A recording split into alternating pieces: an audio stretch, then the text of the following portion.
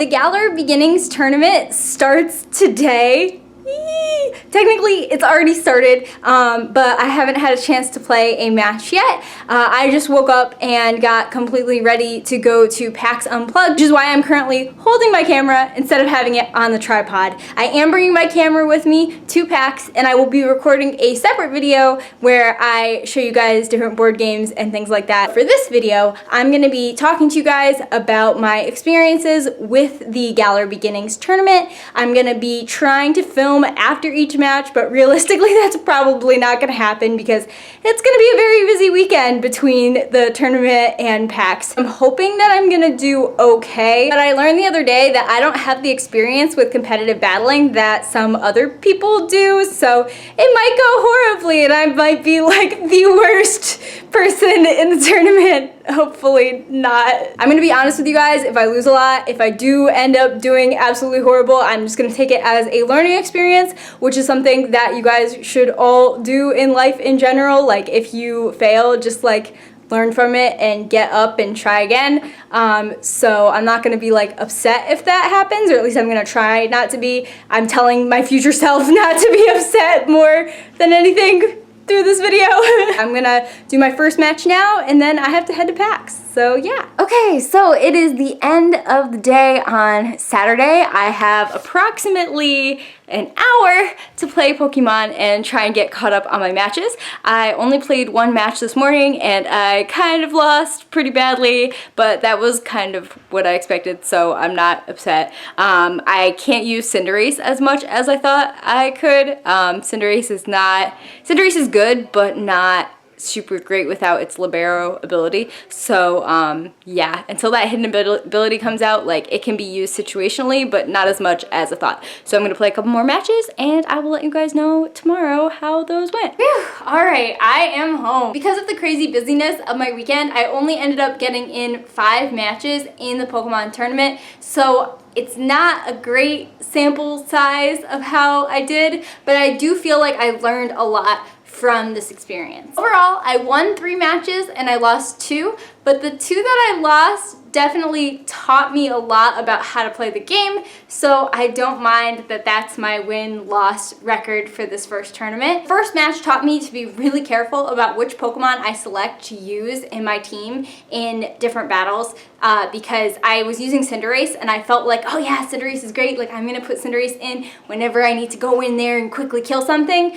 but that doesn't actually work well in practice. So I think until Cinderace has the libero ability, it's just not that great for a team. And the last match I played, I actually lost, but that had a little bit of luck to it because my Gyarados ended up being paralyzed for 2 turns while it was Dynamaxed, and it wasn't able to use 2 out of 3 of its Dynamaxed moves. So that was just not very lucky, but I learned to be careful about statuses when you're going to Dynamax a Pokemon. Like, if a Pokemon is already hit with a status, it probably isn't the best one to Dynamax if you can Dynamax something else. And if you think it's likely that your Pokemon is going to be afflicted with a status condition, maybe it's not the best time to Dynamax. That being said, I want to go through my team and I want to talk about how I use them and whether or not I'm going to continue using them in competitive teams going forward, because I think there's definitely going to be some changes on my team based on my experiences. There's some Pokemon that turned out to be used almost all the time and some that I basically never used. So it's important for me as I'm starting this competitive journey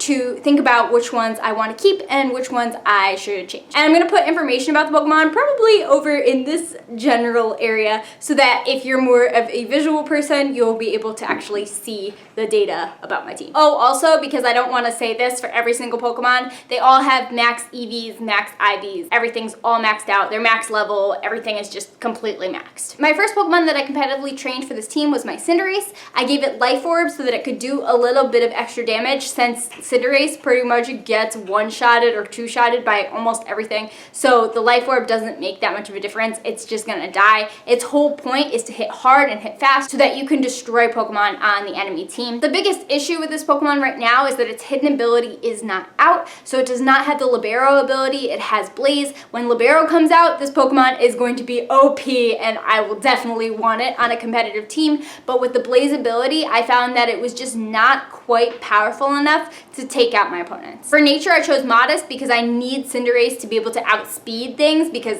if it gets hit, it's just gonna pretty much die. So it needs to go really, really fast. And with that speed, it also needs to be able to U-turn out in case a threat comes in so that it doesn't get totally wrecked. Some people choose to have fighting moves in their Cinderace, but I chose instead to have Zen Headbutt and Iron Head. The reason I picked these moves is because they have the chance of having the other Pokemon flinch, and when you don't have a lot of health and you're definitely gonna go first, having that chance of flinch is definitely a good thing because you're less likely to get hit. However, I'm not sure if I would keep Zen Headbutt because I tended to default to Iron Head a lot more often since I was facing fairies more than I was facing anything that would be weak to Psychic. There's also a lot of ghost Pokemon in the meta right now, so having a Psychic type move isn't necessarily the best thing in the world, and also there's Snorlax, so having a fighting move might be better. So I'm debating whether or not when I get the Libero Cinderace, if I want to have it have a fighting move or keep Zen Headbutt on my Cinderace. And of course, Pyro Ball. Who doesn't have Pyro Ball on Cinderace? It's such a solid move that, like, competitively, it's just kind of needed. And the animation is cool too, which doesn't hurt, although it doesn't really help. Anyway, next up we have Reptar, the Hydreigon. My Hydreigon is holding leftovers for a little bit of healing. You'll understand more as to why when you see its moveset. It has the ability to levitate, so it's not going to be touched by any ground attacks, which is good because, you know, you want to be hit less. Right now it has a bold nature, so it has higher speed, but I might change it to a different nature to up its special attack because I'm not sure if its speed is the most relevant thing to it. I actually think its special attack might be more important, but more about that in just a second. This is a substitute Nasty Plot Hydreigon, which is a really common move combination because what you do is you use substitute so that you're not going to be really hit that much, and then you can use Nasty Plot to set up. And plus with the leftovers, it's recovering that HP that it used in order to create the substitute, so that whole combination works really well together. Then when its stats are super duper buffed, it just uses Dragon Pulse and Dark Pulse to take advantage of the stab and its high special attack and to really just kind of like destroy everything in its path. In the actual matches, I didn't end up using Hydreigon, like not even once, and I kind of regret that. Now that I'm trying it out in the last couple of stages in the battle tower, I feel like it is a really useful Pokemon and I probably should have used it more. I'm wondering though if it's better than my next Pokemon because I feel like they serve a kind of similar role. I think the Hydreigon might actually be better, even though most people are using my next Pokemon, which is Dragapult. A lot of people are using physical attacking Dragapult, but I think that special attack might actually be better for Dragapult because its move pool is a little bit wider when you have a special attacking one as opposed to physical attacking. However, I've seen some pretty nasty physical attacking Dragapults, and so I think I might try to run that on a different Dragapult and see how it works, and see which one I like better, or if I want to run this Pokemon at all, because Hydreigon is also pretty nasty. So do you see what I did there? Nasty, because of the Nasty Plot. Right now my Dragapult does not have the ideal nature. I just didn't have time or ability to get the right nature on it before the tournament, but you definitely want to have one that ups its special attack in this case. However, if I was making a physical attacking Dragapult, I might change that, like maybe it doesn't need special attack or attack, it might need speed. Like, it has the ability Infiltrator, so it goes through substitutes and barriers. It's kind of a natural counter to the Hydreigon that wants to substitute Nasty Plot, so that's also a reason why maybe Dragapult is better than Hydreigon, but I haven't run them enough to be able to tell which one I want to run, so I just kind of have to play with that a little bit. Or who knows, maybe I just run both because they're really good Pokemon. Mine knows Shadow Ball, Dragon Darts, Flamethrower, and Thunderbolt. You'll notice that even though it's a special attacker, I have Dragon Darts on there. That's just because I'm trying to replace it with a different Dragon type move, but I'm having trouble figuring out what's going on there and replacing it because the way TRs work in this game and how to find them, and I know I need to replace the Dragon type move with a different Dragon type move, but just bear with me here. I basically set it up to sweep with a bunch of different special attacking moves that it can use against the opponents to try and find what is most likely going to be their weakness. Ultimately, I didn't really use this Pokemon very often / at all because I found that the last 3 Pokemon on my team were pretty much unstoppable. unstoppable as long as I played them correctly and didn't get paralyzed a million times. But hey, I guess I just need to run something that's anti-paralysis. The first member of my ultimate super duper awesome when you have to use 3 Pokemon team is my Gyarados. Now my boyfriend loves Gyarados and has been like, Gyarados is awesome, Gyarados is the best. And I was like, I don't know. That like electric weakness though, but electric isn't that strong this generation. Like a lot of people were running Boltund just to take care of Gyarados. And Boltund is okay, but its stats won't compete with some of the other Pokemon. So like a lot of people have Boltund literally just to get rid of Gyarados. Like if they see a Gyarados on the other person's team, they're putting in Boltund, which is like crazy to me. Although Boltund is a very good counter for Gyarados, and that's definitely how I got paralyzed. But yeah, if you are running Gyarados, this is, in my opinion, the best set to run with it. Your Gyarados should have an Assault Vest because that ups its special defense, and your Gyarados is just going to be out there attacking everything. It is not the Pokemon that is going to have any sort of setup moves, so having that Assault Vest doesn't hurt it in any way, and it helps it be less likely to be killed by those special attacks, especially like a Thunderbolt. For nature for Gyarados, you want one where its attack is up and its special attack is down because all of its attacking potential comes from its physical attack. Mine knows Earthquake, Power Whip, Bounce, and Waterfall. In my opinion, this is the best set for Gyarados because it's got a lot of potential to take out some of the Pokemon that it is weak to, as well as getting some stab moves in. Bounce also is really nice because you get to have a turn where they can't hit you, so there's certain situations where you're trying to kind of like stall out, like if you send in a Pokemon earlier that has different like status moves, it's really nice to be able to just bounce out of there for a little bit and then just come back and hit. It definitely saves your Gyarados some health. Since I would not put a healing item on this Pokemon, I think healing items are better for some of the other Pokemon that you could have in this generation. Gyarados' strategy is very simple. Just go in there and hit really hard. It definitely is a Pokemon that has Dynamax potential, so if you're looking for a good Pokemon for your team for that might be a good choice. It can also set up rain, which is nice, so if you are building like a doubles team, I could definitely see Gyarados as a like essential member for any rain team. Next up, we have Corviknight, and Corviknight was amazing. Like there were so many times when Corviknight like came in clutch and like people just had nothing to do against it. Like, and there were times when I would have like all my Pokemon faint or like most of the other ones faint, and then Corviknight would go in there and just be like, nope, do you have anything to take me out? Nope. Oh, then you are dead. Like Corviknight is so powerful. Do not underestimate it. Like, oh my gosh, really, really good. I gave my Corviknight a Rocky Helmet because a lot of the moves that will do double damage to it are ones that are contact moves, especially in this generation with the different Pokemon that we have. So the Rocky Helmet actually allows him to just kind of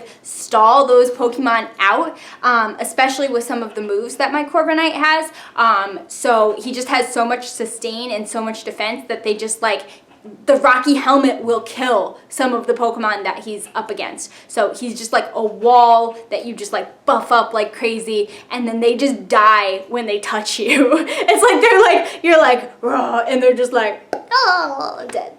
And that's basically how I run Corviknight. For Corviknight, I wanted to up its special defense because I'm going to be using certain moves to up its defense during battle. So I want the passive special defense to be higher since I know that there's nothing I can do to really change that stat in the middle of a fight. And I don't care about its special attack at all, so that is my dump stat. For ability, I was really careful to get a Corviknight with mirror armor so that those stat changing moves that it's hit with are bounced back rather than put on the Corviknight, and that definitely was a very good choice. Make sure that your Corviknight has that ability and not something else, because the other ones just aren't as useful as this one. The basic strategy of my Corviknight is to use Iron Defense as much as possible, roosting as needed to get that health back so that you don't die, but you'll need to roost less and less as your defense goes up when your special defense is already really high, and then your defense gets like ridiculously high, and then they basically just can't hurt you at all. From there, you generally want to use Body Press,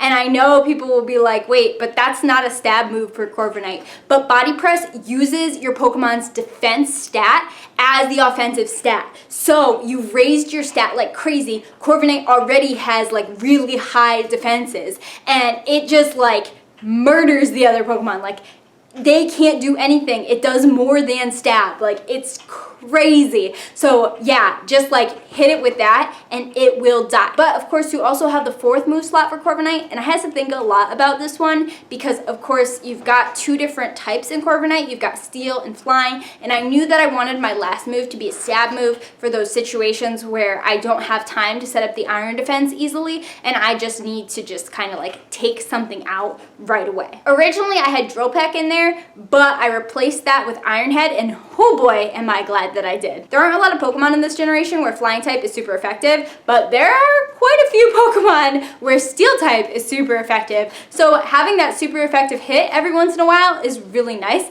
especially when you're up against certain fairies. It just kind of takes them out too, so it gives you a lot more coverage for the Pokemon that you need to cover for. Also, in case you're wondering, you cannot get Roost on a Corviknight that Gigantamaxes because it has to be an egg move, and Pokemon that you get from eggs can't Gigantamax, but it is more worth it to have a Corviknight that can just Dynamax and can use Roost. Roost is an essential move for Corviknight, so instead of trying to get that Gigantamax Corviknight, it's more important to have a Dynamax Corviknight that has Roost. As I said earlier, Corviknight came in clutch so many times. Like specifically, there was this one time when I was being hit by Fire Blast like over and over and over again, and in theory, Corviknight should have died, but Fire Blast doesn't have a lot of PP, even though it does a lot of damage, so I was able to Roost through it, and then the opponent just couldn't do anything. Like, they didn't have any other way to kill it. Like, they had another offensive move, but it didn't do enough damage to take out Corviknight at all, and at that point, I was able to just get its defenses up like crazy, and it just wrecked. So yeah, Corviknight can tank Fire Blast. The last Pokemon on my team can Gigantamax,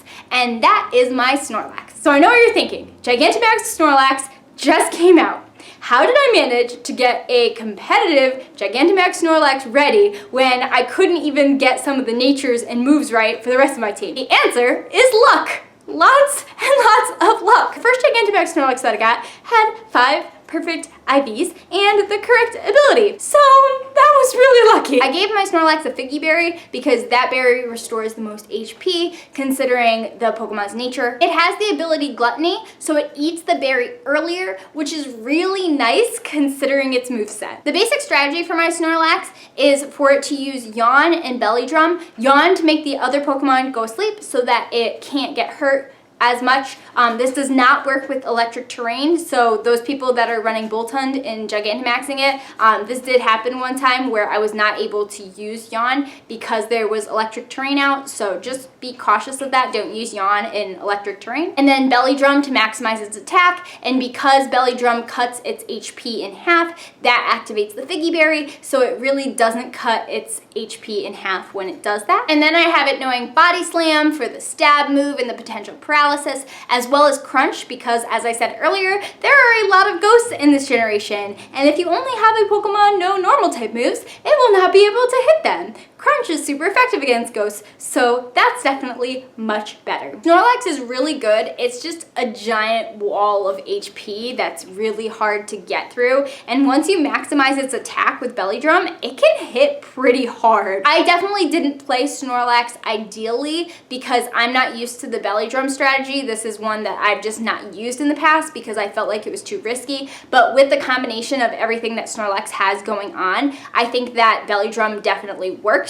And it's very, very effective, and I think I just need to practice with it more. But overall, I have a feeling that Snorlax could be just as powerful as Corviknight. I think these two are going to be ones that I'm definitely, no matter what, bringing into my next team, along with probably Gyarados. So those are the Pokemon that I used in the first tournament. I felt like overall, for a first tournament, I don't think I did totally horribly. I think I got hit with some bad luck, and I definitely messed up a lot. So I think that as I practice more with PvP, I think that I'm gonna do pretty good in the future. I'm hoping that the next tournament won't be on a crazy weekend like this one where we had PAX Unplugged and I was not home for the entire weekend and had to like scrounge out time like around like midnight or 1 in the morning in order to play my matches.